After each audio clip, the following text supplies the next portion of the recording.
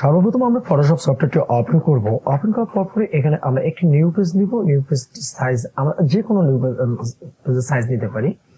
ইভেন্টে 18 নেওয়ার পর আমরা কি করব, এখানে একটি এলিপ টুল ফার্স্ট অল ব্যবহার করব। এলিপ টুলটির আমরা সাইজ দেব 500 পিক্সেল 500 পিক্সেল।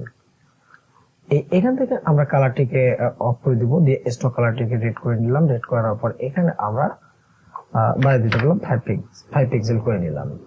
আচ্ছা সরি, আমার 50 হয়ে গেছে। তো এখান থেকে হচ্ছে আমরা 5 পিক্সেলে পরিণত করে নিলাম। নেওয়ার পর ঠিক এই আমরা রেক্ট্যাঙ্গেলটাকে মিডল পয়েন্টে করে নিলাম। এখন এর মধ্যে হচ্ছে আমরা আরেকটি এলিপ টুল ইউজ করব। ঠিক আছে, এলিপ টুলের সাইজটা করবো আমরা 500 পিক্সেল 500 পিক্সেল করার পর আমরা এখান থেকে ঠিক সেম ক্যাটাগরিতে আমরা কালারটা নিব। নেওয়ার পর এখানে কত আছে আমাদের 5 পিক্সেল।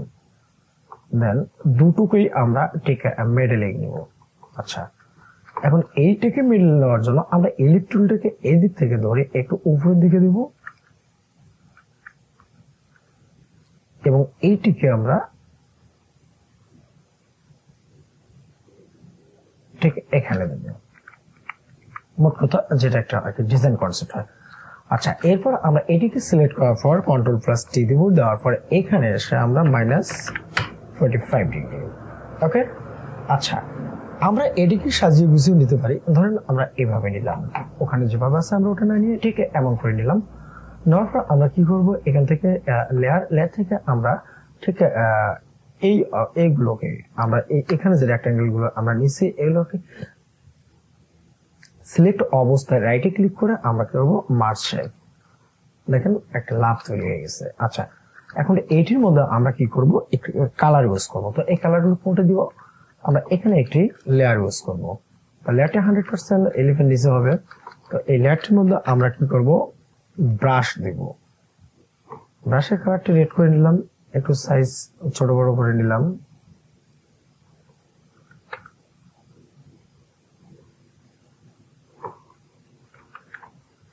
সরি, আমি একটু ভুল বলছিলাম। তো লেয়ার না, লেয়ার আমরা পরে নিতে পারি, সমস্যা নেই। তো এইটি সিলেক্ট অবস্থায় আমরা কন্ট্রোল প্রেস করে ঠিক এখানে ক্লিক করব।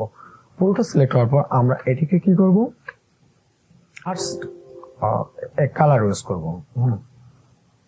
এখান থেকে ঠিক আমরা পরিপূর্ণভাবে এখানে একটি কালার নিলাম, পরিপূর্ণভাবে। আচ্ছা, এখন এর মধ্যে থেকে আমরা একটি কালারকে চেঞ্জও করতে পারি, কোনো সমস্যা নাই। ধরুন কালারটি আমরা এখানে একটু এমন করে নিলাম, রুচিসম্মত। আচ্ছা, এখন এইটি হওয়ার পর আমরা কি করব, এটিকে ডিসিলেক্ট করে দিলাম। এখন আপনি আপনার কাঙ্ক্ষিত লেখাটি এখানে লিখতে পারেন। কি লিখবেন, হ্যাপি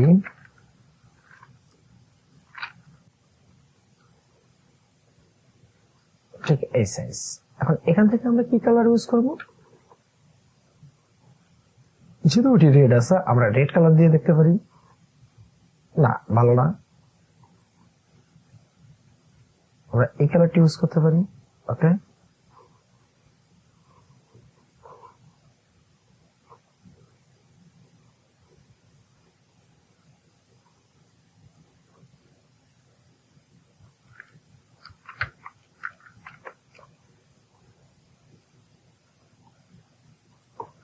ওকে,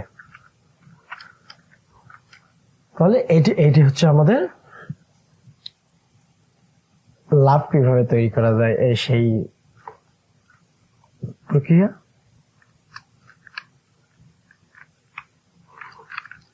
আচ্ছা, তাহলে এই যে এইটির মধ্যে থেকে আমরা যে একটি লাভ তৈরি করে নিলাম, তো এইটার মধ্যে থেকে আমরা আরো কাজ করে নিতে পারি, আমরা আরো সাজিয়ে গুছিয়ে লিখতে পারি। এই লাভটিকে আমরা ড্রপ শ্যাডো ইউজ করতে পারি।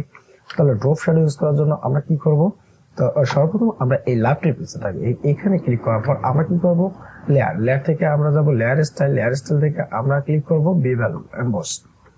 এখান থেকে আমরা কয়টি কাজ করব দেখেন, এখান থেকে আমরা ইনার শ্যাডো রাখবো, ইনার শ্যাডো থাকলো বা ইনার গ্লোয়ার থাকলো, ইনার শ্যাডো উঠাই দিতে পারি, আউটার গ্লো এবং ড্রপ শ্যাডো। আর এই দিক থেকে আমরা এই যে স্ক্রিনটি এখানে আছে, এই যে স্ক্রিন, এটাকে আমরা নরমাল করে নিলাম। এবং এটিও নর্মাল থাকলো। থাকার পর এখন আমরা এটি ড্রপ শ্যাডোতে পরিণত করে নিলাম।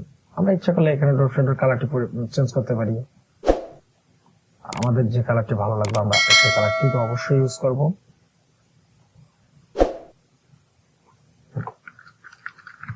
ওকে, দেখেন মানে অল্প সময়ের মধ্যে একদম অল্প সময়ের মধ্যে আপনি কিভাবে আপনার ফ্রেন্ডকে গিফট করবেন সে একটি লাভ আমি তৈরি করে দেখাইলাম।